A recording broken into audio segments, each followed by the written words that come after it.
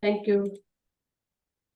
Thank you, Dhanalakshmi, and I thanks to Agriculture Information for providing me a platform to speak on precision agriculture, a cutting-edge approach to this mitigation.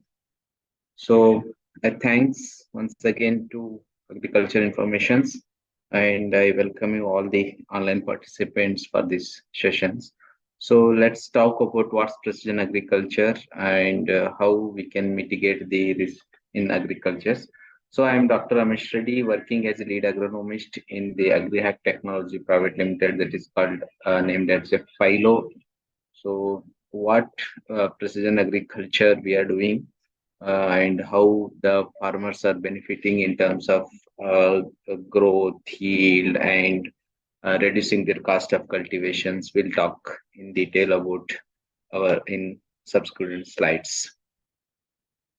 So,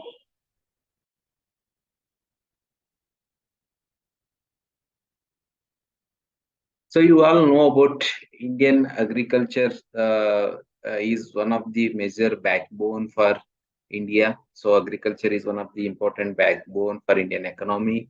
So we are the largest producer of fruits and vegetables, second largest producers, followed by China. Like we are the largest producer of fruits like banana, mango, guava, papaya, and lemon. Like vegetables, onion, potato, chili, tomato, and we are also largest producer of peppers, gingers, and staple millets, castor oils, and also we are the largest producer of fiber crops. So, in terms of staple food crops, we are the second largest producer of wheat and rice, and the total food grain production of India as of now is we reached almost 330 metric tons by the year 2020 to 23. So we are doing in terms of great with respect to agriculture, food productions. But the major target, or we can say challenge, is to meet our growing populations by 2050. We need around 400 metric ton estimated food grain productions. Like almost we need to increase our food grain production by 25 to 30%. It's a great challenge to Indian agriculture scientists and Indian farmers and agriculture scientists and fraternities. So how we can overcome this? But meanwhile, we are facing the major challenge of climate change and global warming. These are the our major constraints in terms of getting in good yield and productivity to reach the target of 400 metric tons. The climate change is one of the important factor, and it is concerned to the scientist of agriculture to how we can overcome this climate change with respect to increase in temperature, precipitation, wind pattern, change in the directions, and which leads in the global warming that is directly increasing the greenhouse gases. It is affecting the crop productivity and yield.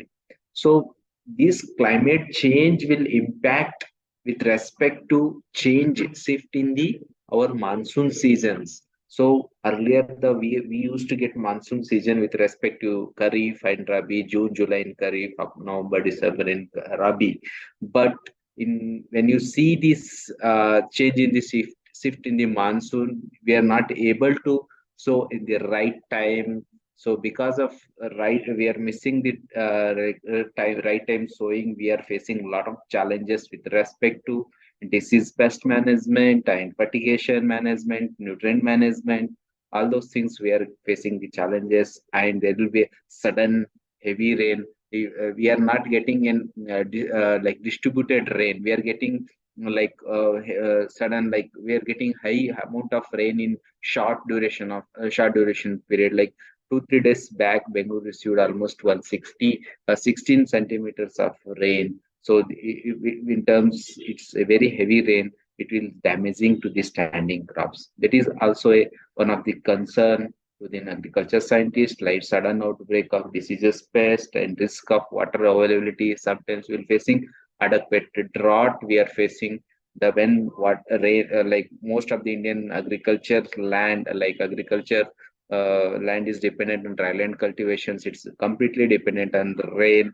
So in that case, we are facing in lot of disturbance with respect to pattern rain patterns.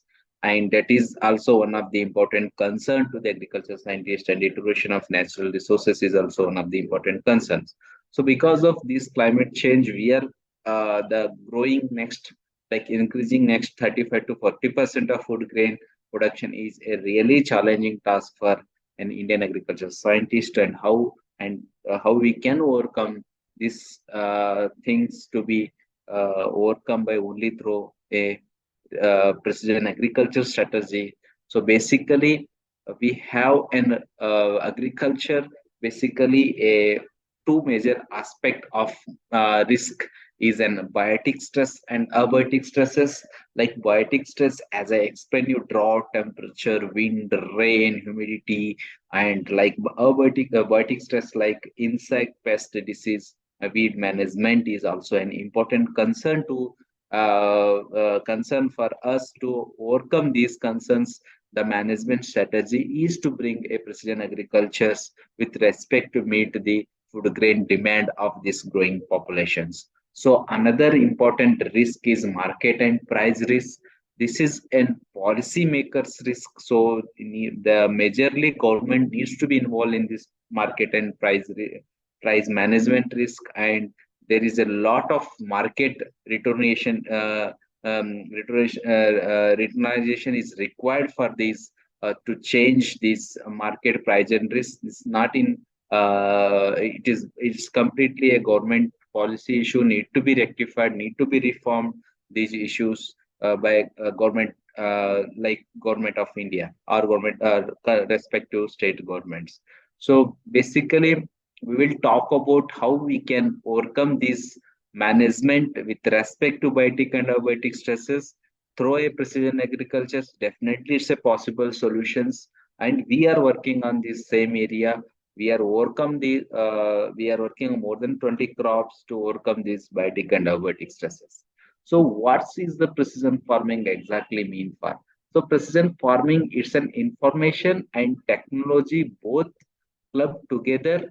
It helps in identifying and managing your field with respect to get an maximum profitability and sustainability, and in terms of protection of land resources. So where the precision farming, we are clubbing both information and technology to bring down our variability in the farm field systems to get in maximum profitability sustainability. So what, according to me, precision agriculture is N4 or technology that's in right choice, right place, right time, and right manner. So, what is the right choice? Right choice is very important. The selection of crops or varieties is very important. Suppose the farmer wants to grow some like early duration varieties or late duration varieties. If there is a shift in the rainfall, is supposed to pay sow his crop on 1st of June or within 15th June. If he's not received a rain, like let's take an example of pulses. Any pulses he wants to, like red gram or green gram or black gram pulses, he wants to sow a crop on 1st to 15th June. If he is not receiving the rain at that particular period, there is he is delaying with respect to crop sowing. Then he has to think of short duration varieties. But farmers are failing there because there is a lack of awareness with respect to the crop varieties which needs to be taken and which crop varieties to be sown, and what are the crop variety durations needs to be understood, and information needs to be transferred very very clearly with respect to minimize his losses in terms of productivity. And selection of varieties or traits is also very important with respect to get an higher productivity. And right place, the soil type is also one of the very important factor to consider. The place, the crop you are choosing, whether that crop is suitable to that soil is very very important. And the right time with respect to irrigation, nutrient, plant protections, and weed management is very very important with respect to get a higher productivity and right manner. What are the cultural practices the farmer has to following, and he don't know most of the things how these cultural practices to be done and what time to be done. That is very very important with respect to get a higher productivity. These four R's are very important. These four are covered in terms of precision farming. So what are the challenges when it comes to the farming? There will be when the farmer is facing, he don't know or he is don't having and aware about this information and technology. He will irrigate like whenever there is an he feels like soil is dried or soil is wet. Based on that, he will irrigate. But how much need to be irrigated? How much time to be irrigated? Especially with respect to crops like dryland crops like grapes, pomegranate. Irrigation is very important. It's a major role in terms of growth and productivity. So how much needs to be irrigated? And there will be stage specific, crop specific. Each any crop does not require same amount of water with respect to complete its whole life cycle. There will be change in the irrigation. There will be water requirement will be changes with respect to crop stages. That awareness we don't have, any farmers we don't have. Like there is a no advanced knowledge and decision pest. Like whenever the farmer seen the diseases and pest in the field, then only he will take a control measure. By that time it will cross its economic threshold level. So because of crossing of economic threshold level, there will be a reduction in the his production in yield, and there will be a fertilizer challenges like when what are the fertilizers need to be applied, what amount needs to be applied is very important. Sometimes he apply fertilizers x amount without knowing the knowledge about what is the soil health, what is the soil status and fertilizers, and whether that X fertilizer is required for particular stages or not is also a he's not having that the awareness about these things. So and one more major challenge is climate changes. So when there will be a rainfall, what is the wind direction, what is the relative humidity, and when rain is going to occur, this challenge he needs to understand well in before, so that he can plan his farm activities according to his predictions. And labor management is the biggest challenges nowadays, and the post harvest losses. These are the major losses challenges is farmer is facing. So how these technologies will help in precision agriculture? Basically, this technology like kind of devices. What's the devices? If you're seeing any devices which install in the field, that will give a data what is your field exactly having the like whether what is the temperature, relative humidity, what is the soil moisture. Any kind of devices will give you a data about your field. The processing or analyzing of these devices, the data using AI technologies, and giving a real-time actions like what, like suppose the data is captured by the device and AI is analyzed. The prediction is also very important. What, like suppose I get an X temperature and X humidity, Y humidity, what should be the prediction and what should be the moisture levels? So this device will helps us to get an accurate rate of like in terms of productivity, and what is the field accurate information about your data on the relative humidity or temperature or leaf wetness. These kind of things will helps us to predict your what kind of disease is going to occur, whether your device, whether your farm is required any irrigation, or what kind of fertilizer need to be applied. Those things need to be predicted based on your data processed from your farm. So which helps in more produce and more export grades and more incomes. So we are from Fyllo having two IoT based device, that is one is called Cairo and another is Nero. This Cairo will having basically 12 sensors, 12 parameters it will gives, and this is completely IMD certified. And Nero is having in three critical parameters: soil moisture sensors and soil temperatures. So this is patented product from us. Like what I explain you, these devices will help us to understand your farm, what's your farm status. That just will help us to understand your farm status. So how this device will help us to get in data and to get in higher like more precisely what's going on in your field. Like it will help us to understand the live data of your time to time interval, like what is your temperature, relative humidity, and soil moisture, wetness, and light intensity. These times of helps us to understand what is going to be a next predictions, like what disease is going to be occurs, what pest going to be occurs and what needs to be done in your field, what's going on in your field. Because the what I explained earlier, the farmer will see only data when like taken control measure when he see the disease or pests. But we, if you taken any control measures with respect before occurrence, so he can reduce his loss, the economic threshold he can predict well in before.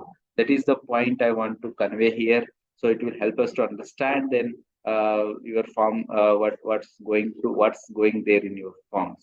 So with respect to irrigation management, we have emphasized precisely how we can manage your irrigation with respect to crop stages. Like each crop stage required a different level of moistures. What is the moistures to be maintained at each crop stages, and which farm, which area of your farm is especially undergoing moisture stress? What is the moisture stress that can be analyzed by satellite images like NDV, and that can be calculated by NDVA and leaf area index. And it can be also possible to attach an automation whenever the stress area is there, that can automatically irrigate the plants and get an information like that problem can be solved like by using the automation technologies. So what I explained already, that each stage required in different irrigations levels. Like take an example of grapes, like pruning, bud break, shoot growth. The moisture level will be different. With respect to moisture level, we need to maintain that water to get a higher productivity. That's also one of the important factor with respect to a stage in the irrigations. Like similarly, in terms of nutrient management, what needs to be given and how much fertilizers to be given, and like most of the POPs like practices package of practices recommended by many universities. It's a general recommendation, but what's your farm required, what's your soil having, and how much needs to be applied, how much needs to be deducted, and we can save your cost and your we can save your soil health. So that is also designed with respect to the your crop stages, like what stage what nutrient is required, the vegetative stage what nutrient is required, reproductive stage flowering stage what nutrient is required, and fruiting stage what nutrient is required. If the required is nutrient and how much it is required, what ratio it required to get an higher productivity. And we also consider data of leaf area index to get an higher vegetation. If the optimum leaf area index is very important to get an maximum productivity, whether the your leaf area index is less, what how best we can improve your leaf area index by using in fertilizer recommendation, that also possible only through precision agriculture. So the stage wise nutrient management, like in complete stage nutrient schedules, like how stage wise fertilizer schedule is designed. We have designed the stage wise fertilizer schedule, and weekly what fertilizers to be given at what stage, that also we need to design with respect to by using in IoT design tools. So we also predicted disease pest management with respect to stage, like what is the stage-wise disease pest prediction, like that particular vegetative stage, the occurrence of each stages, there will be a different disease and pest occurrence, favorable conditions. So that is also one of the important factors to design how much percent of disease or how much percentage of pest is going to occur based on the weather. It is completely these factors is considered based on your point weather station data processed from your field, that is analyzed by IoT devices like AI tools. Then the interpretation has been done. Like suppose the X humidity or Y temperature and Z leaf wetness will favor particular pest and diseases. So if particular pest and diseases is favoring the same conditions, definitely the occurrence, the chances of that particular pest or diseases is very, very high. So that is also we will predict well in advance with respect to your farm. The spray timing is also very, very important, because the if it's your stomata or your leaf, your plant is not active stage, whatever chemical you spray, like the environment is not favorable, where there is too much of high humidity or too much of low humidity also will not favor you to like whatever you spray, it will not, it will be waste. More than 50% of spray will be waste. So based on delta T, you can plan your spray. So that will be more usage and more effective utilization of fungicides or pesticides to your plants in terms of getting like more better results. So that will directly have taken by the plants. And what are the chemical? We have to think about safety measures. What is the waiting period? What is the PDI? Like what is the MRL level, limit level? What is the waiting period of that particular chemical if you consume after this spraying? That also we will consider based on the considerations. We can predict, we can recommend the particular fungicide and pesticides. So this is the graph is directly seen in the farm, the farmers. They can predict like green zone is indicates your low, yellow zone indicates medium, and red zone indicates high. That indicates whenever there is an incidence of particular pest and diseases, we can also easily detect, easily assess your farm disease pest by using these crops. This is very handy informations available to the farmers to get an information about disease pest predictions. So next is the spray management. What I explained already, what needs to be done. Like suppose there are some preventive sprays need to be sprayed, whether this is occurrence or not, that is like preventive sprays. And there are some conditional sprays. The conditional sprays will depend on your weather favorable condition. If suppose XYZ parameters is very favorable for particular diseases, definitely we need that, that needs to be, that disease is going to occur. We need to take a control measure of that, that decision. That disease is very important to get an higher productivity. So the mainly feature advantage and benefit of Fyllo prediction is like to plan your farm activities in terms of especially harvesting or your any spray application. You needs to understand what's whether rain is going to occur or anything. This weather prediction is very important. So we will provide those weather predictions of 14 days and hourly weather prediction of 1 hour, 108 hours predictions. We will also provide, and upper transpiration predictions of next 7 days. And these are the applications we will provide through our predictions. So the daily report will be provided, like what is the moistures of your soil moisture, and what is the daily temperature, what is the relative rainfall, relative humidity, evapotranspiration, and degree days also. What is the relative degree days of particular crop? We also provide that daily data. So if any organization wants to see like suppose like NGO or FPOs organization wants to see like area wise what is the occurrence, what is the prediction of particular disease and pest. We have a option of data dashboard, so they can access the dashboard with by sitting their office. We can say like what is the occurrence chances of particular area, and what is the stage wise insight, and what is the insight of diseases pest with particular patches. By location wise they can get in data about these dashboards. So we have a successful projects done with IFCO, Mahindra, Synthens, and Fresh Tops.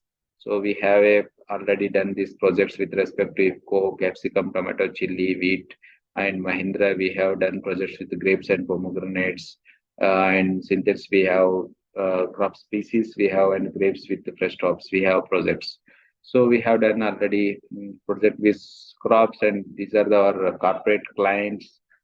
We have already they have joined with us in terms of getting precise precision agriculture with respect to higher productivity. And these are our success stories with respect to grapes, farmers, grapes, and quinoa, grapes, and pomegranates. Farmers, they have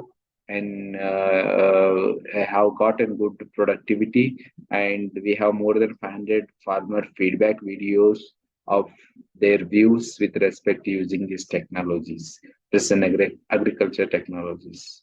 So we have already covered in working with 13 states and covered 20 plus crops, and most of the horticulture crops we have covered. and the like we have also covered flowers, wheat, and paddy also in the as our mandate crops. Uh, thank you all for this patience listening. So now we can open for a questions. Thank you very much, sir, for a wonderful presentation. I will take up the questions from the participants now. In the meantime, can you please stop sharing the screen, sir, so that we can see your full video?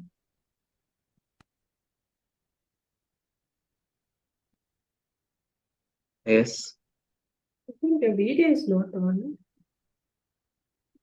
Okay. Yeah. Yeah, this is fine. Okay, I'll move on to the questions now. The first question is, how does precision agriculture revolutionize traditional farming practices in terms of risk management? That's what I explained you my slide. That this precision agriculture, the traditional agriculture, we are going with like standard setup procedures. Like June is sowing, whenever rain comes, showings, they'll start sowing, and cultural practices they're doing.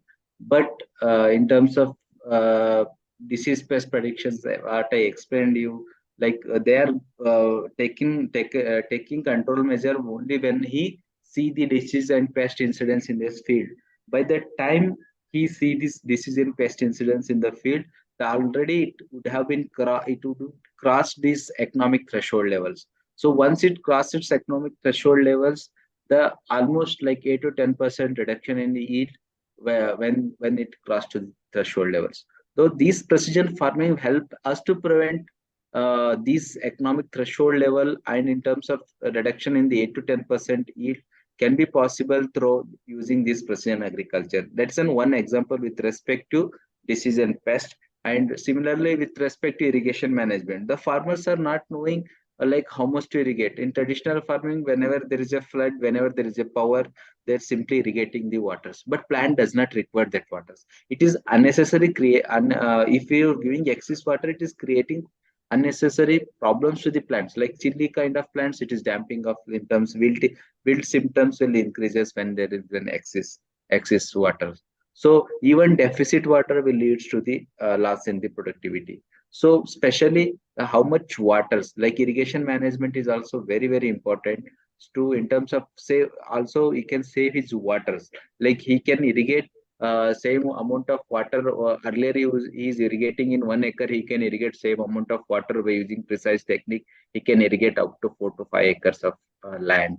That is an advantage. He can get an additional crop and additional area to irrigate. So that is another example with respect to traditional line precision farming. And third point is about fertilizer applications. So same thing with fertilizers. Like he is blindly, whether plant required or not, sowing I need to apply this many bags of fertilizer, he will apply.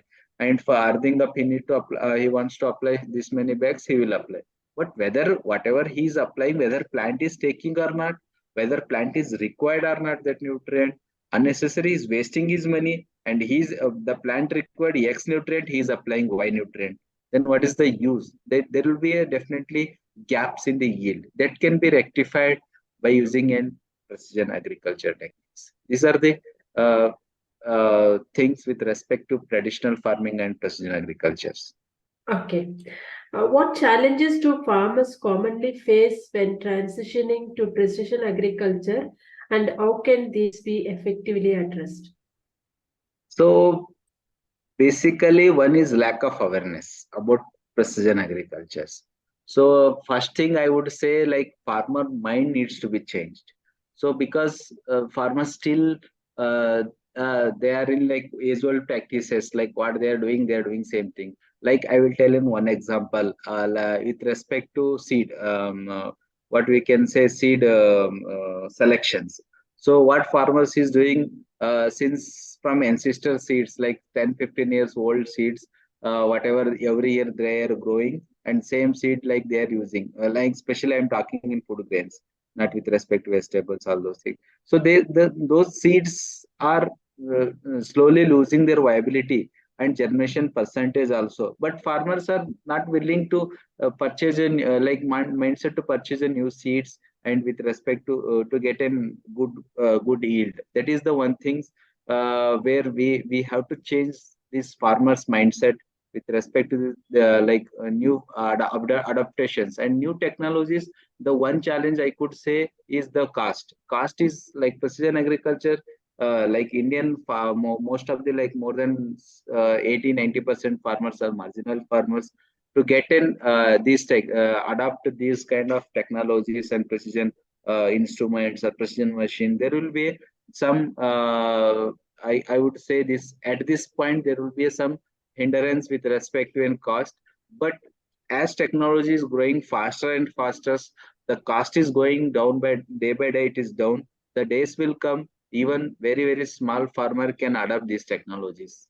That's it. And third point, like even government has to take an initiative with respect to precision agriculture, and awareness program needs to be done with respect to change is the farmer mindset with respect to move farmers to the towards precision farming. Okay. Could you elaborate on economic benefits that farmers can expect from adopting precision agriculture techniques?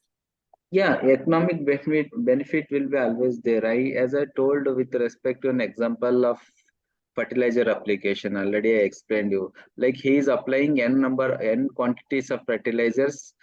He's without knowing the soil status, he is spending like suppose he is spending 10,000 for a fertilizer per acre, but whether the 10,000 amount of fertilizer required by the plant is not, he don't know. Definitely, we always like farmer mindset is when I give higher fertilizer, I will get higher return. That's a wrong concept. So he can save his by using these techniques and by analyzing soil status and report, he can save his cost with respect to fertilizers amount, and he can increase his economic status and he can increase his productivity higher compared to in terms of economics. So other point is like again I will say pesticides and fungicide applications. So he is applying pesticides and fungicide application without any I'm not talking about all the farmers, like most farmers without knowing any scientific reason behind that. They are all dependent on these like shops, market, like whatever the shop outlets, they will go to the shops, they will tell one some like some disease like some yellowing is there, some fruit is holes are there, but he shop owner he will give n number of fungicides and pesticides because those all are not required. But because of his dealer benefit, he used to sell farmers like only one point like one fungicide is required. He will give two fungicides, one some growth booster something he will give. So he's losing his he's increasing his cost of input there without knowing any knowledge like what exactly it is. Or like suppose I have a downy mildew in the grapes. I strongly he would have been after like if he start using this precision agriculture, strongly he can go and ask like I have downy mildew, I need so like product for only downy mildew, I don't want for anthracnose and other diseases. So he can take a decision, on-spot decision based on this precision agriculture. He can save his input cost with respect to fungicide and pesticides, and also as I explained on fertilizers. So these additional, and the third point is productivity is very important with respect to yield. Whatever we are saying, like using precise techniques and right time, right place, and right manner is very important. See, if you're doing all the practices at right time, right time, so definitely the productivity will be increased. So in terms of land, we already reached like plateau. We already reached at maximum level. The productivity needs to be increased in within land. So the productivity has to be increased only when you understand the what plant required, what needs to be done, what time needs to be done, what place, what is the exact requirement of the plant. Then only the productivity will increase. So these are the definitely a positive sides, or we can say it can be help in improving the productivity. As I show you like few testimonials, they have gotten 25 to 30% yield improvement. And we have more than 500 videos in YouTube. We can check, like any viewers can check. So the how the farmers are adapted the technology and how they are happy with respect to their economic status in terms of cost saving. Okay. Sir, you were sharing some success stories. Can you can you highlight any notable case studies or success stories where precision agriculture has significantly mitigated agricultural risks? So we have a, like, suppose I will take an example of quinoa farming in Punjab. We have about Punjab quinoa farming. Their farmers earlier, they don't know, like, especially they used to do flood irrigations. Due to flood irrigation, because of the salt accumulation, is the water TDS was high in that area. So the salt accumulation increased, and because of salt accumulation increased, and they, whenever the canals open, they used to give irrigations. They don't know what needs to be irrigation, how much needs to be irrigation. Simply water comes, they are irrigating, and the over the years they are collapsing their plants. The plants are collapsing because it's a perennial crops. Once it's transplanted, it will give, the crop duration is around 25 to 30 years. So what, within 3 to 4 years of yield, there all plants are wilting and dying. So then we have our own, like 2 years back we have started there, like precision farming with almost like 50 to 80 farmers. Like initially we started with 25 farmers. So now the all farmers, whatever, they're using this drip irrigation system, precise irrigation whenever we are recommending their irrigation.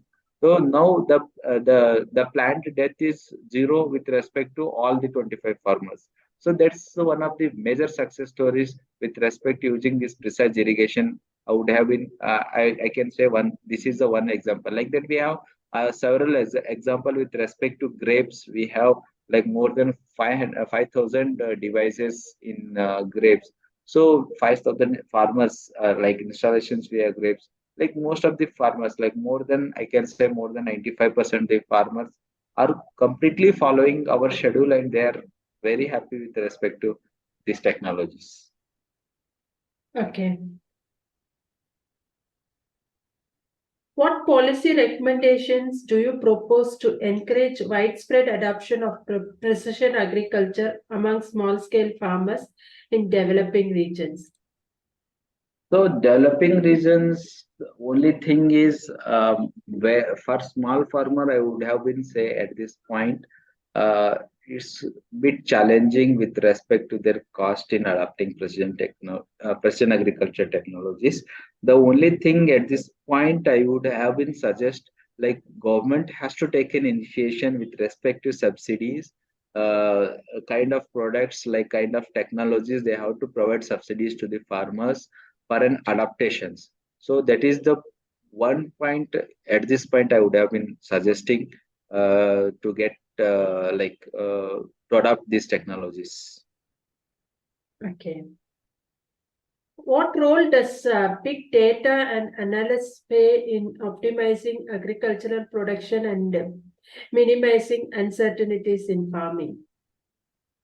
I didn't get it. It's a question. What role does big data and analysis play in optimizing agricultural production and minimizing uncertainties in farming?